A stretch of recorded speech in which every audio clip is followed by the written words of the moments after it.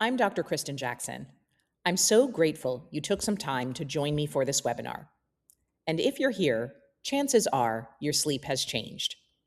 Maybe you're lying awake for an hour before you fall asleep. Maybe you're waking up several times during the night. Or maybe you're sleeping what seems to be enough hours, but you still wake up exhausted and spend your day fighting brain fog, low energy, or just relying on coffee to function. Because these changes are so common after 40, they're often dismissed as just getting older, but they're not simply a part of normal aging. They're usually a sign that something in your biology has changed. Today, I'm going to look at what actually controls restorative sleep and why sleep often changes during midlife. I'll talk about the role hormones play in brain function, why many common sleep solutions don't address the underlying problem, and what the current research tells us about helping your brain to recover more effectively. My goal isn't just to help you sleep longer, it's to help you understand why you're not waking up feeling restored and what you can do about it. Let's start by talking about what healthy sleep is actually supposed to accomplish. Before I get into the science, let's look at a roadmap for where we're headed. We'll start by talking about why sleep changes after 40. Many people assume it's just a part of getting older, but there are very real biologic reasons that your sleep becomes lighter, more fragmented, and less restorative during midlife. Next, I'll discuss why good sleep isn't just about the number of hours you spend in bed. You can sleep 8 hours and still wake up exhausted if your brain isn't moving through the right stages of sleep. Then we'll look at the biggest factors that influence restorative sleep. Things like hormones, stress, your metabolism, and brain function, and how they all work together. Once we understand what's driving the problem, we'll talk about the biology behind better sleep. Instead of simply treating symptoms, we'll focus on what helps your brain and body recover the way they're designed to.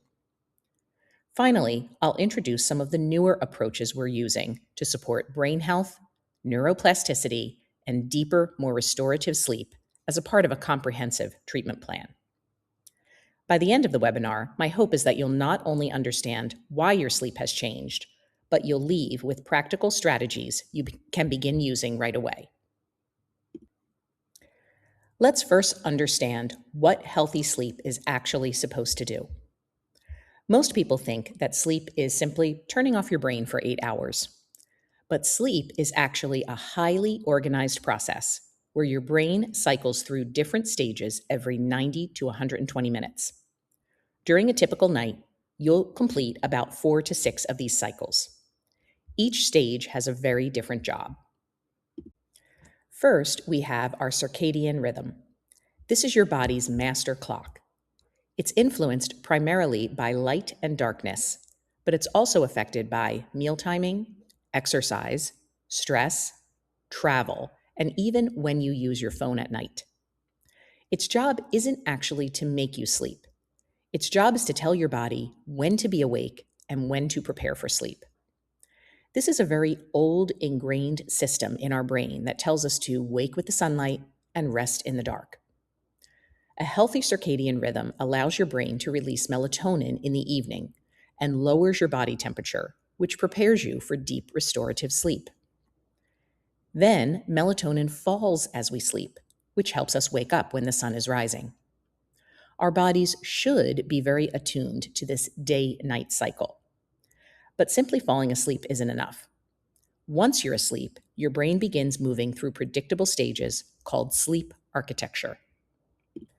There are 2 major types of sleep, non-REM sleep and REM sleep. And then further, within non-REM sleep, there are actually 3 stages. Stage N1, which is the lightest stage of sleep. This is the transition between being awake and being asleep, and it usually only lasts a few minutes. You're still somewhat aware of your surroundings and can be awakened very easily. Next comes N2. This is where you'll spend about half of your night. During this stage, your heart rate slows, your breathing becomes more regular, your body temperature drops, and your brain begins filtering out outside information, so it can focus on the beginnings of recovery, healing, muscle building, and immune repair. The stage we really care about is N3. This is deep sleep, also known as slow wave sleep. This is where your body performs most of its physical repair. Growth hormone is released, so we grow and repair our tissue. Your immune system becomes more active, so we restore our immunity. Muscles hypertrophy and recover. Bones remodel, with old bone cells being destroyed and new ones forming. Inflammation decreases. Many pro-inflammatory markers are reduced. And your lymphatic system, which is the body's waste removal system, becomes highly active, clearing proteins and metabolic waste that have accumulated during the day. This stage is incredibly important because it's where many of the physical benefits of sleep occur. After deep sleep, your brain moves into REM sleep. Most of us have heard of REM, or rapid eye movement sleep. This is when dreaming occurs, but it's much more than that. REM sleep is when your brain processes emotions, consolidates memories, strengthens learning, and reinforces the neural connections that you've built throughout the day. It's when your brain organizes today's experiences into tomorrow's knowledge. This is one of the reasons why I teach students, or anyone processing a lot of study information, that sleep is critical for the solidification of knowledge. If you studied something, but then you do not get enough REM sleep, your brain cannot convert that study information into permanent memories. Your brain doesn't go through these stages just once. It repeats this full cycle 4 to 6 times throughout the night, and each cycle takes about 90 to 120 minutes. Earlier in the evening, you spend more time in deep, slow wave sleep. Later in the night, you spend more time in REM sleep. You need them both. One repairs your body, the other restores your brain. All of this depends on incredibly precise communication between neurotransmitters and hormones. One neurotransmitter, called GABA, helps quiet the brain. Adenosine builds throughout the day, creating the drive for sleep. Melatonin, released as darkness falls, signals that it's time to sleep. Cortisol should drop in the evening and then rise again in the morning to help you wake up. When these systems work together, sleep feels effortless. When they become disrupted, which often happens during midlife, sleep becomes lighter, more fragmented, and far less restorative. Now that we understand what healthy sleep is supposed to look like, the next question naturally becomes, why does this beautifully coordinated system begin to change after 40? The answer is that several different systems begin changing at roughly the same time. Some of these changes are hormonal, some occur within the brain itself, some are related to stress, and some are simply the result of changes in lifestyle. Let's look at each one. The first is hormonal. You may think that hormones only affect things like hot flashes, libido, or your menstrual cycle. But hormones are actually some of the brain's most important sleep regulators.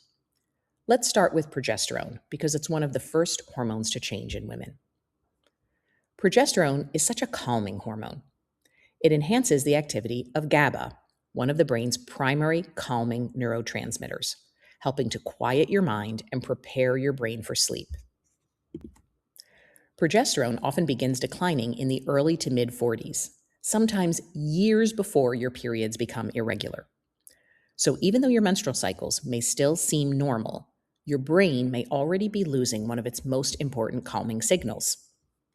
Without supplementation, progesterone continues to decline through menopause and is essentially absent afterwards.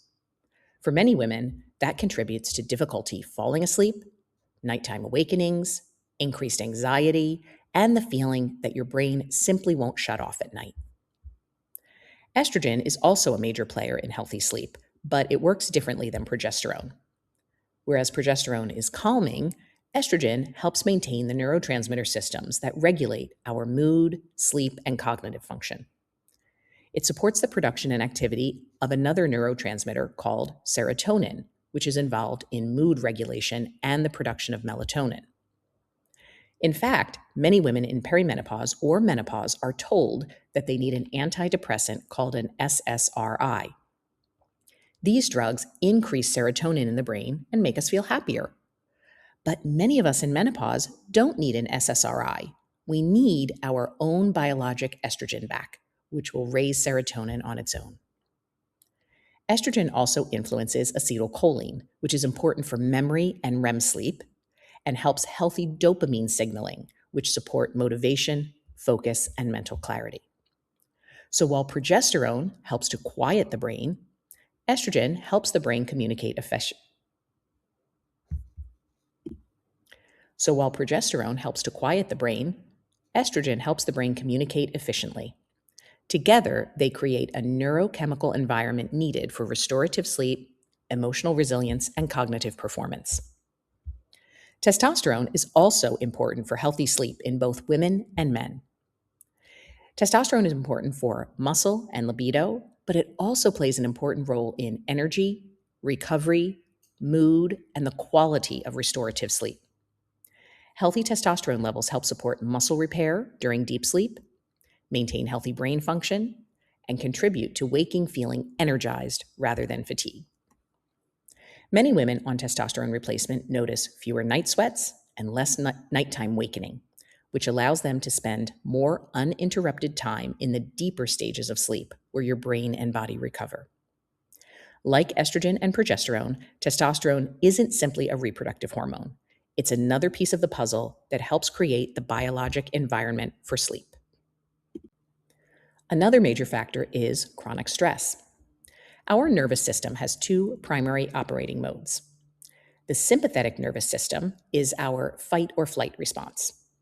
It's designed to protect you in dangerous situations by increasing your heart rate, raising blood pressure, sharpening your focus, and releasing cortisol so you have the energy to respond quickly.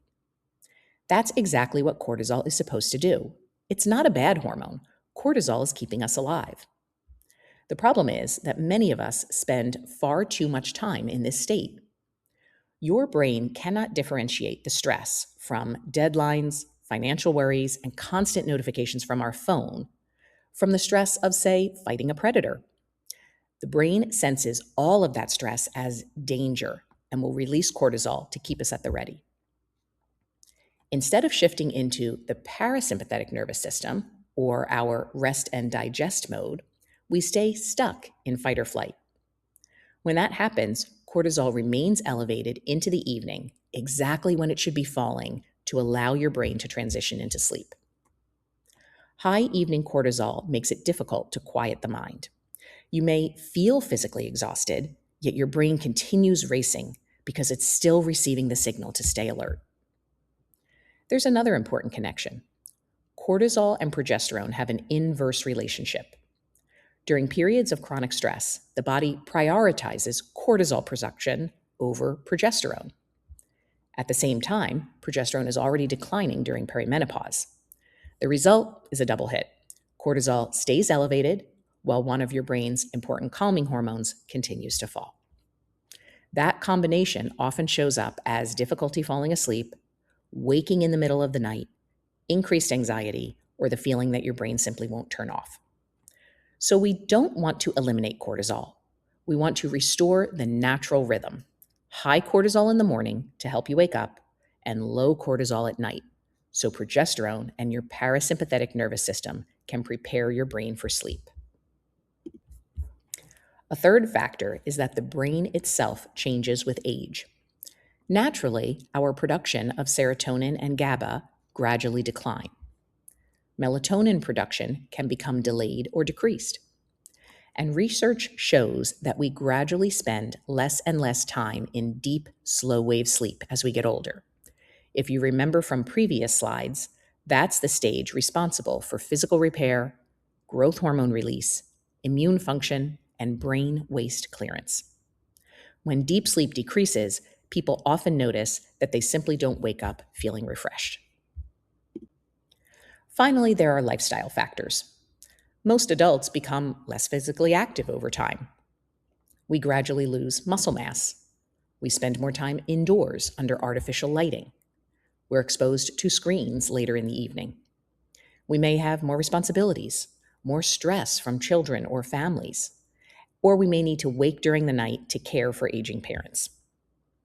Even alcohol, caffeine, and eating late at night can interfere with the normal progression through our sleep stages. So together, any combination of these creates the perfect environment for sleep to become lighter and less restorative. But even though these changes are common, they are not simply something you have to accept. Once we understand which of these factors is affecting your sleep, we can begin creating a plan to improve it.